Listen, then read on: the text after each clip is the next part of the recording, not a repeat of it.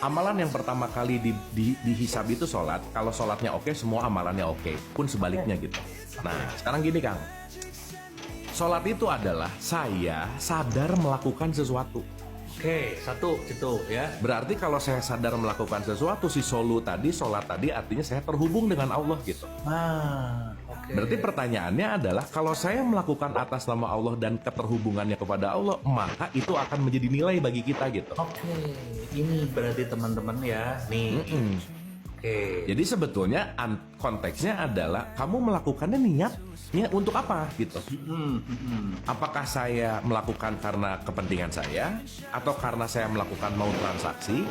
Maka sesaat kita beneran tanpa kepentingan, tanpa transaksi dan itu dilakukan hanya untuk quote and quote ya, mencari keridhaan Allah yang tadi saya bilang, itu jadi satu gitu kan. Itu baru satu ya. Gitu. Makanya begitu sedekah jadi 0, berbuat baik jadi 0. Karena kenapa? Kamu melakukannya tanpa tendensi kepentinganmu gitu. Betul. Oke. Berarti sekali lagi ya teman-teman, untuk menegaskan bahwa bukan sholat ini gitu kan? Bukan. Pak, ini latihannya. Ini latihannya. Melainkan keterhubungan kita ketika melakukan sesuatu atas dasar Allah, itu baru semuanya jadi nilai gitu. Jadi nilai. Jadi nilai. sekarang gini Kang, misalnya kita sedekah, terus niatnya adalah semoga ingin dihormati. Oke. Dia nggak sholat berarti. Betul. Gitu Karena ya? dia tidak terhubung, berarti dia nggak sadar, berarti dia dikedepankan, dilakukan, didorong oleh yang namanya ego dan kepentingan gitu. Wah, keren. Itu sih Kang. Iya. Ini buat kalian ya, buat ibu-ibu arisan yang sering ke panti asuhan. Ini ada pertanyaan bagus. Tahu sadarnya saat kita sholat di mana Kang Abu? Kalau orang sholatnya sadar, batinnya tenang. Cek aja batinnya. Betul. Kesehariannya banyak nggak nyaman.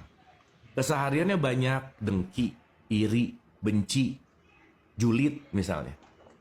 Atau ya gelombang jiwanya tuh gini tuh Kang. Gitu lah, Itu belum sholat ya? Dia mungkin baru sholat ini. Iya. Gitu. Dia baru olahraga. Ritual. Ritual. Baru senam. Baru senam.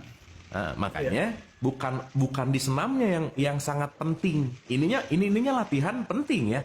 Tapi yang sangat penting adalah setelah kamu berritual, jiwamu tenang. Kalau jiwamu tenang, kamu mengambil keputusan lebih jelas gitu loh Kang. Contoh Kang, nggak usah jauh-jauh gini Kang. Kang Anjrit lagi banyak pusing gitu ya, lagi banyak riweuh gitu ya, atau puyeng pusing gitu. Terus disuruh menghadapi satu pilihan dari antara keputusan, milihnya bisa tenang nggak kira-kira? Nggak bisa. Susah. Gitu.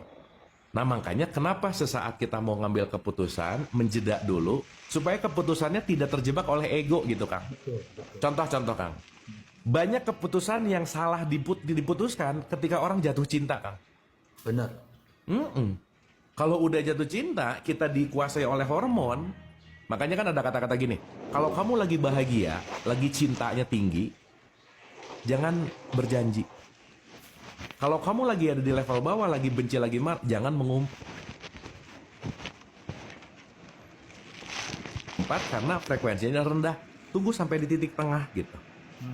Nah titik tengah ini adalah titik di mana yang terbaik untuk mengambil keputusan. Kenapa? Nggak dikuasai oleh emosi gitu Kang. Nah, kita tenang ya. Sok kalau lagi happy Kang, sok lah, jebret, sok. Makanya lah di saya gitu kan. nah, benar nggak?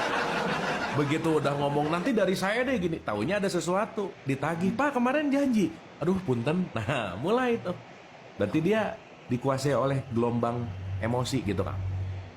Itu sih poinnya Kang.